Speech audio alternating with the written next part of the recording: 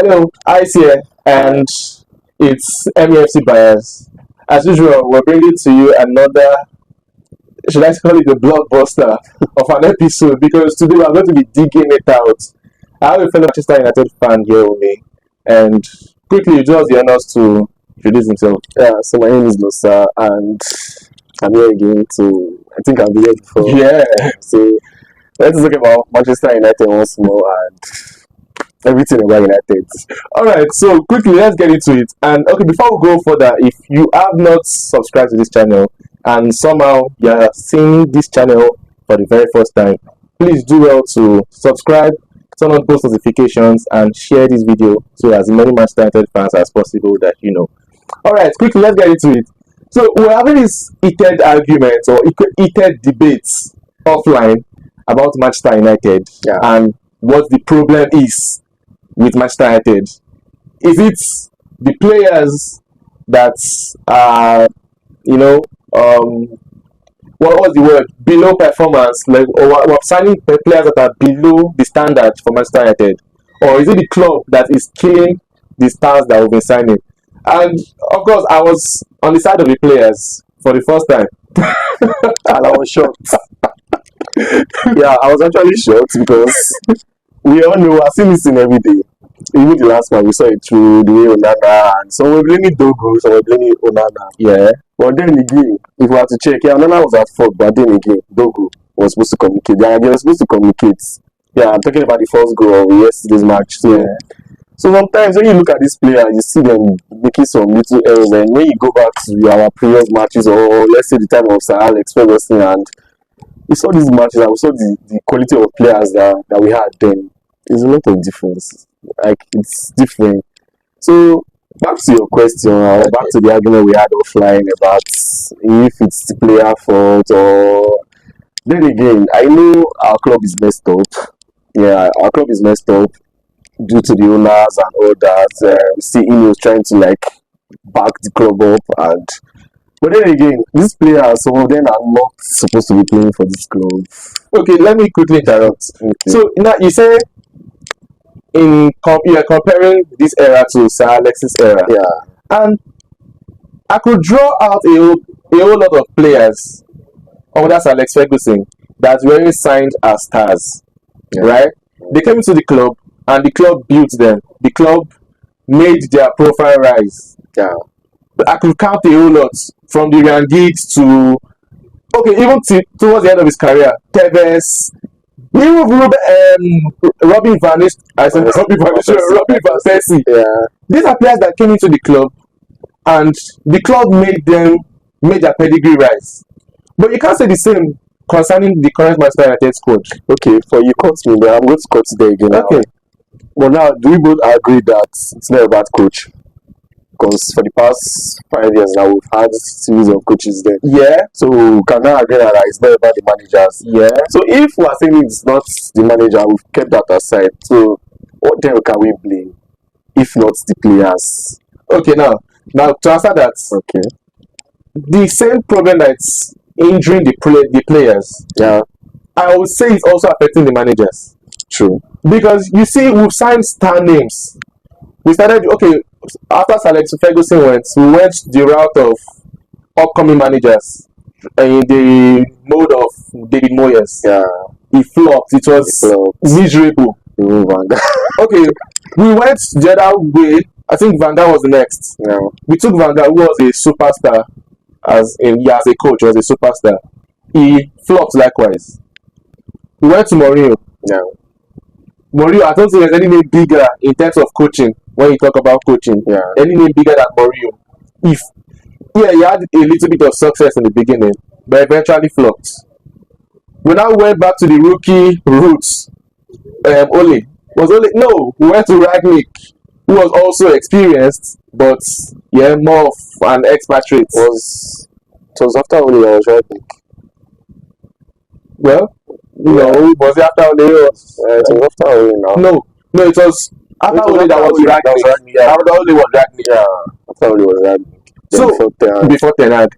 So you see, we've gone through all series of managers. Yeah, from successful managers to upcoming managers, and they've all flopped. most of them they come to Manchester United and their profile drops. After Manchester United, Mourinho didn't get a good job anymore. Same as Luis Van Gaal. Same as David Moyes went back to his level. Who else? Ole Gunnar Solskjaer is in. Yeah, I think he got a club. A coach. I think it's Besiktas. Besiktas coach. Yeah. Mourinho is now in Fenerbahce. Yeah. Ten Hag is jobless. He's jobless. We remain jobless till he dies. So you see what I'm saying? Now, what I'm talking about is something is in the club Okay, that is affecting anybody that comes into it. Okay, so let me get this straight for you now. First of all, Manchester United is a big club. Yeah. Let's forget the fact that we're glued now or we're in our facts, darkest moments now. Yeah. So when we talk about the biggest club in the world, you mentioned Manchester United then. Yeah. Get. So but then again now, I would say these managers that came in, Mourinho was exceptional because he gave us Europa League. Okay. That was European Cup since 2008, I guess. The European Trophy, which was that 2016 and 2017 Europa League. Yeah. Yeah. So then again, Mourinho, I would say he really flopped, but then again, I would say Mourinho is a manager that has that ego and pride. So I feel that ego affected him in a way. Though when he started having issues with Pogba, that we saw it on the club then. Yeah, I think he wasn't able to manage it. But what thing they fail to realize that the club he coached before, even in the same England, Chelsea, you can't compare Chelsea and Man United. Of course. So the club they coached before, they managed before. When you come to Man United, the pressure is much. Pressure is high. You can't say we can't say that these managers or these coaches are not good. Okay. Some are good, but except Ten Hag. So except Ten Hag or Moyes then. But then again, some of these managers they are good. They have their tactics. But it's not easy when it comes to Man United because the pressure is there. Ex-managers, the club, the fans, the players, the ex-players. So everything is a weight for a manager to carry. So it's not really easy for them. But then again, why I made that decision was because of Ole Gunnar Solskjaer. I think Ole Gunnar Solskjaer was a manager I really loved to have seen him progress in Man United based on he's a legend and all that. But then he flopped based on there was no trophy. Yeah. He took second. Yeah, there was no trophy. He played about four semi-finals or so, and one final he lost. So he was a good manager, but then again, the pressure was too much. It was too much on it. So that goes down to the same player as again. I'm bringing the same players again because they are the ones that are supposed to like. When you see Man United or from the previous players, you know that this is a club. You are coming into this club. You know that it's big. You are coming here to come and the passion and everything. But these days, these players are coming here to come and eat money. Okay. Yeah, they're just coming there for the money, or you see somebody claiming like Sanchez and things that they came and say, I've always been a Man United fan since when I was small. So now you said something about the pressure of Manchester United, swallowing these players. So I would say unconsciously you're beginning to agree with my point of view. Okay. Because now it's not exactly what I'm arguing for, but it's in that light. Like these players are not bad. It's not like we go to the market and we make bad signings.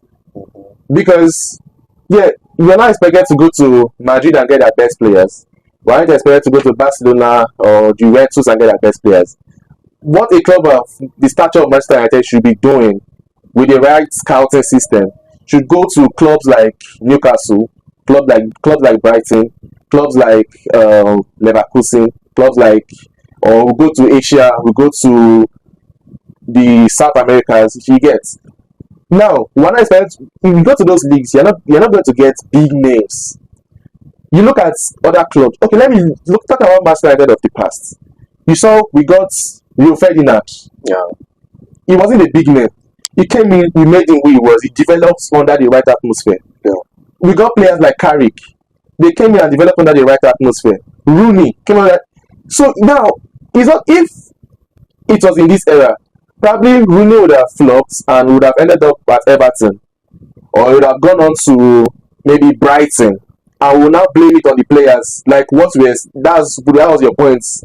We were signing below par names. So now you get what I'm saying. Okay, so for that angle now, first of all, the way it was then and now it's different. A club will not wait for you to come and pick from. when we know that we have for the past how many years now, since 2013 we've not won the league. Yeah. The pressure is high. So we can't wait for a player, we can't buy you for a certain amount of money. Because the amount of money now we buy players is very, very different from the way we bought players then. So we can't buy you for 90 million Anthony, for example, now, or Zexi or Oilon for 75 million. Then we can't buy you for that amount of money and you're coming, you're not giving us up to 20 goals per season. But you not expect us to wait and build. What are we building? Are we Arsenal? You know the funny thing is, even back then, most of our signings were big money signings. Yes, as at that time. Yeah, as at that time. Yeah. Ferdinand was a big money signing. Yeah. Rooney was a big money signing. So even players like Cantona were big money signings. So it's equivalent to now, and most of these players didn't get to ease their strides in their first seasons, right? Now the thing is, these players, what I realized about Manchester United players in this era is they come in their first season, they play very well, probably with the form they are coming in from their previous club. You get. But after a while, the fever in quotes catches on to them, and they begin to drop in performance also. So that's why I told you about discipline the other day when we were arguing. I told you about discipline because some of these players, they don't have that discipline. When you check, then I remember Rooney. Once I was saying something about, was it Rooney or yeah, it's Rooney now. Saying something like, okay, back then now they will lose a match. And the next thing, the dressing room, everybody's angry. Yeah. The next thing, train, everybody's alien and all that. So everybody's angry. But then again, we lose a match today and we see Pogba going to take picture with Drake or Sancho going to chill in Dubai or going to watch a UFC match. Or is it like what they were complaining there that we'll have a match the next day, Sancho will be playing PS all night, we need sleep and all that. So they come late to training and all that. But when you check Ronaldo, as Ronaldo is now, he's 40. Excuse me, he's 40. Yeah. And we can see that he goes to training early and he comes before other players and all that. That's the discipline I'm talking about, which these players they lacked. Evra was saying that whenever he goes to visit Ronaldo in his house, at he's now at this age, now Ronaldo will want to like, okay, let's go for a 30 minutes warm up, and he will do exercise and all that. You are not an exceptional players like when they say like Tevez, like they say Tevez is not trained during training, but once it comes to the pitch, he's there. Those are exceptional players there. When you're not an exceptional players, then you need to train, you need to work hard. So now when they come to the club now, they've gotten the big salary, big money, which the club is at fault now. Because I was going to So you've gotten that money, you've gotten the contract, and you are big. Then next thing now, you just feel relaxed. You're not putting that training, that pressure, and all that for that. You know what it means to wear that jersey. You don't know it. They don't know it. So that when they start criticizing you or this ex-player start criticizing you, get angry, you want to go and post online or say bad things. Then when they know you outside, you go and perform. Everybody say, okay, I'm performing now. So they don't have that mentality to wear. They don't know what it takes to wear the Man United jersey. Yeah, they don't know. They don't know. I can count how many players in my club right now. I would say it's Bruno. Only Bruno knows what it means to be a Man United player. Yeah, okay. I see Bruno. I don't think of any other player.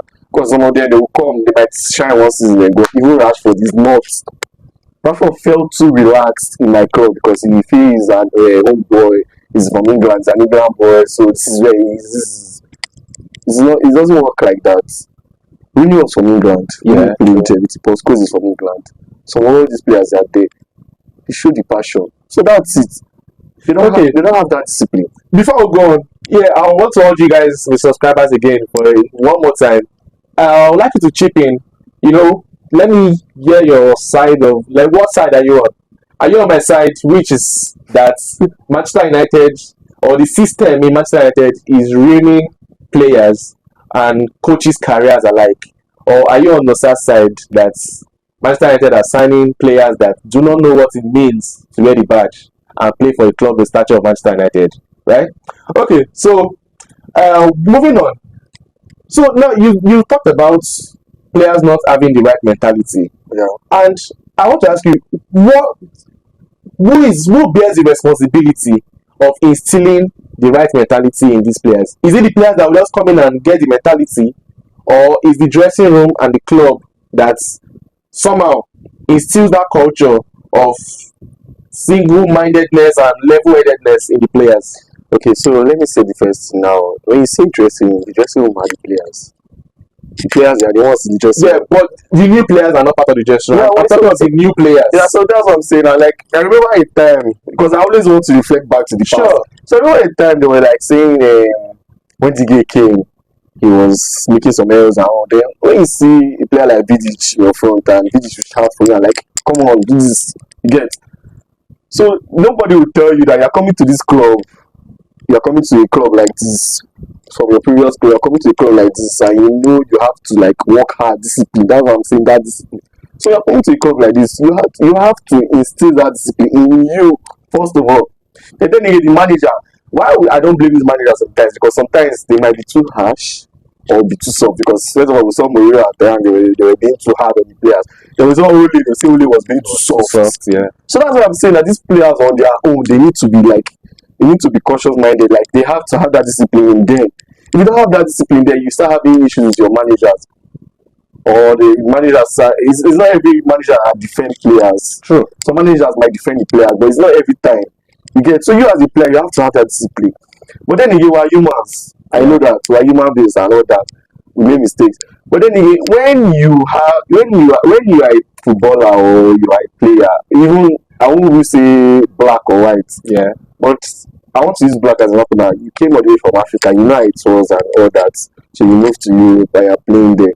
You know what it is to face racism and all that. So as a player, like you have to have that discipline. Sometimes I watch when I'm still like unnecessary things. Okay, you are holding the ball, ref has blown, then you kick the ball like, hey, Zexina just collected the yellow card for that. Those are discipline. You get. So there's some kind of behavior that you should exhibit in a club. This is Man United. This is not Brighton, or even at Brighton they have their rules there. So there's no club that is too big or too small. There are rules that you have to be disciplined. So that's my take on it. You have to be disciplined. You can't come to my club and you're feeling too relaxed, or you're feeling like you're a star, we bought you for 90 million, or you want to come and start. No, it doesn't work like that. Okay, it doesn't work like that. But in as much as the manager would say, okay, the manager is supposed to like, it's not all the time. Like, you just put yourself as a father to your children. Yeah. You can't be beating them all the time. True. So there's sometimes you have to like draw your clothes and okay, you yourself, you have to work harder, you have to know what you're doing. So it's not every time you go hard on them, you get. So that's the thing. The players, they have their part to play. Okay. So yeah, I think I agree with you on that to a large extent. Yeah, at least we're beginning to get common ground. Mm-hmm. But because one thing I realize about the woes of Manchester United so far, in the past decade or so, is we've not had a structure. Yeah. Right? Yeah, we don't have so a structure. Everything has been borne on the shoulders of the manager. And football in Sir Alex Ferguson's era is not football as it is now. No, yeah, true. One man cannot bear all that burden alone. Exactly. So yeah, I think in just coming in, they started putting Manchester United on the right path. Even if there's some inconveniences with the job cutting and all that. But on the larger, you look at the larger picture, they're putting Manchester United on the right path, getting sporting directors, getting directors. Yeah, but sorry, I want to cut you there. Okay. So if any chances that England fan there could be seeing this video, I'm angry at the England fan, Man United England fans there. Okay, why do you say so? Because if they know the way we Africans, as well in Nigerians, as a fan, we know what's going on in the club. We see these things. So I feel like they need to protest and chase Glazers out of that club. The club needs to improve and do better. Glazers need to go out. They need to sell the club or make him as a full-time owner. Because the Glazers as a whole, they are not doing anything. Look at the debt we are in. Because then we also have to blame the owners. Fact. Look at the debt we are in now. Look at the structure, the training ground, facilities and everything. Which Ronaldo complained about and they were blasting. But do you think protests will make a business owner sell his business? So that's what I'm saying now, because we know if it's in Africa, we know the community will do for a club like that. True, would have chased those owners out. So I think we need to do better as the fans there. They need to do better. Don't go and destroy or anything, just a peaceful protest.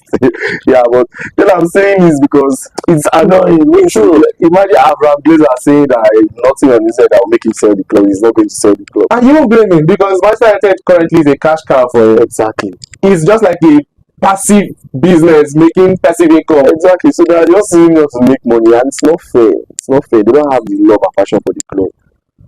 So go on to what you were saying. Okay, so yeah, yeah. So I was talking about the structure now being put in place, Yeah. and now we got a director of football, we got someone in charge of recruitment, Vivel. We have the was the role of Berada. Okay, let me just call their names. We have Berada, we have Ashwa that left, Yeah. we have Vivel, we have Wilcox, and yeah, these are people that are going to. Even when you look at the contract given to Ruben Amorim, it wasn't as a manager. It was employed as a coach, as a first team coach. Yeah. So you can see that the responsibilities on his shoulders are not as much as those that are previous managers like Ten Hag and the likes. So I feel now we're beginning to get into the right paths, yeah, of modern club football, where they have this structure. So I just feel with time I will give this whole process 3 to 5 years, and I think gradually we'll get back to that path. Yeah, so I agree with you on that because we see the way, like we've seen some improvement despite the results. Yeah. We've seen some improvement on the clubs and all that. So, and for the aspect of selling of players, we didn't go for those big players and all that. Then for every section, both the goalkeepers, the corner kicks and all that. So for every segment they have the coaching staffs and all that. So it's a good improvement. I will agree with you on that thing. But then again, I think I'm not going to go far to 3 years, 2 to 3 years. Shall I just say 2 years max? We see good improvement from the club. Like the Arsenal did, even though they did not want anything. Yeah. So there's lots of improvement. But then again, I'm saying I'm rooting for Amorim because I believe his style is not bad. No, definitely His not. style is not bad. So I see some Man United fan trying to blame some. I don't know that insult them. So I see them trying to blame Amorim and saying you should change the style. Okay, if they haven't changed the style and was in this one, you complained. There's no way you can please the fan. But he should continue what he's doing. But he needs to flush out some of those players. Of course. Because I was telling you how much Real Madrid bought Vinicius and Rodrigo. Yeah. For something for 20 million. And we see that we can call them a world class. Yeah, sure, they are world class. Yeah, at least Vinicius is world class. If not Rodrigo. It's to left for me, I love Rodrigo more than Vinicius. Because he's the one that is the like calling the underdog or the underrated one. Yeah, but he does a lot of things there. I love Rodrigo so much. I wish to have him in my club too, but even though it's not possible. Madrid only sell to us when they already watched like a scenario. So I think Man United need to work on that aspect of salary and all that. Because they are working. In recent times, you can see the contracts they've been handing out to players. Reasonable. So and by the end of the season, we see players like Casemiro, Eriksen, they are all going now. Of course. So we need to like refresh blood and all that. Yeah, Doku is a good signing, and Dalot has been exceptional. Though he has been making errors lately and all that, but Dalot has been an exceptional player, and good improvements. Well, okay. How about the Osimhen speculation? Okay, yeah, I was going to come to that. Okay. But before I go to that, I still want to take a moment to all the viewers.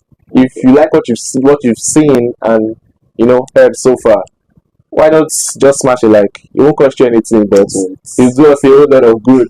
Alright, just smash a like and drop in the comments. Yeah, just show some love and contribute to the show. Yeah. Okay, so let's go on. So you're talking about transfer windows. Yeah. Transfer window, like the summer transfer window is incoming. And first off, there's already, I'll say, confirmation that we're going to get this Quenda guy. This Quenda, what's his name? The right winger, the Portuguese right winger, 17-year-old. Yeah. So that in itself is a very good signing. Yeah. If we do get that across the line. Then Osimhen. One thing that's according to even Fabrizio and the other notable journalists, is it whenever Manchester United and Amorim are discussing about incoming transfers, one word that is always in Amorim's lips is players with intensity.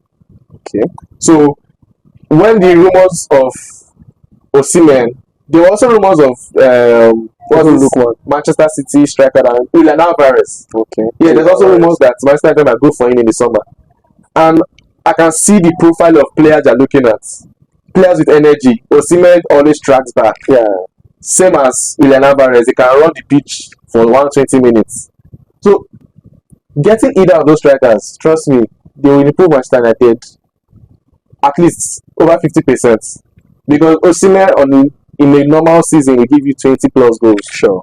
And his work ethic, his work rate is mad. It's massive, yeah. So yeah, I would really, really love that. Okay, so as for me, what I would love to see, I think because aside from the scene, I was hearing a rumor or speculation of them like willing to sign two Nigerians, which is Lukman and Osimhen. If it's possible, I would love that because those players they are exceptional, they hard work and all that. So then again, if you are signing Osimhen and I still did that Garnacho there, and Garnacho needs to improve because the thing that you as a winger, if you are not working with your striker, although Oilon has been bad, but then again, aside blame cannot be on Oilon, yeah. So this you as a winger, you are not feeding him because now look at Ahmad. Before Ahmad went on injury, we saw his work rate on that wing and how he works. It's like he pushes attack and he can pass or he can score and just work with your front row. Garnacho is not that kind of player, except he's going to improve. He will. Yeah. So if he's not improving, I think they should go for Lukman. If Rashford is not going to come back, of course he's not. Yeah. So they should go for Lukman and Osimhen or a better winger like that corner guy you said.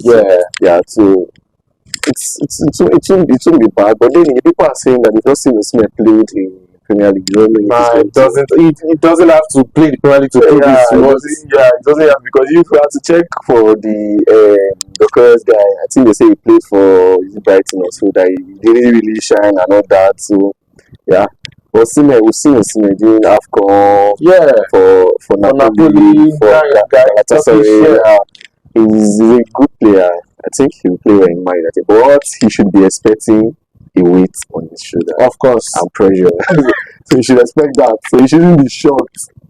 So you should expect that before coming to the club. And we saw Igalo. Igalo came as a Nigerian.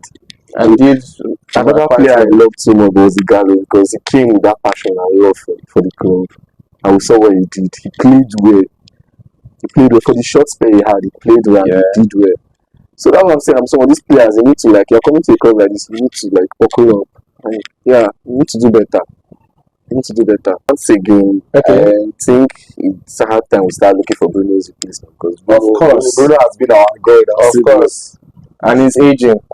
So no matter how you are, that age will come. Right, but it's not easy to look for Bruno. Of course, Bruno is the best player since Alex Ferguson I've had. Unarguably. As someone who loves him, I always defend him, no matter what, if he makes error on the pitch and all that. Because you see some other club fans saying that Bruno is the problem, we should bench Bruno. We've seen it so many times. That's crazy. If bench Bruno, we are dead. That's crazy. It's messed up. So yeah. Okay, no sir, I really want to appreciate you for taking your time out to come on the show for this episode. And I hope we'll see more of you on MFC Bias. So if you stay here all night, we can go on and on and on and on. But really, for time constraints, we just have to, call it a wrap here. And I really appreciate you making time to come on the show tonight. Okay, so it's still MFC Bias, and you know how we do it here. We bring you latest happenings, news, and gossips, analysis concerning Manchester United and Manchester United matches. You should always turn on post notifications, so whenever we drop all these updates, you get to see it. You get to be the first to see it and tune in. All right, on to the next one. Have a great one. Have a great weekend and stay winning. See ya.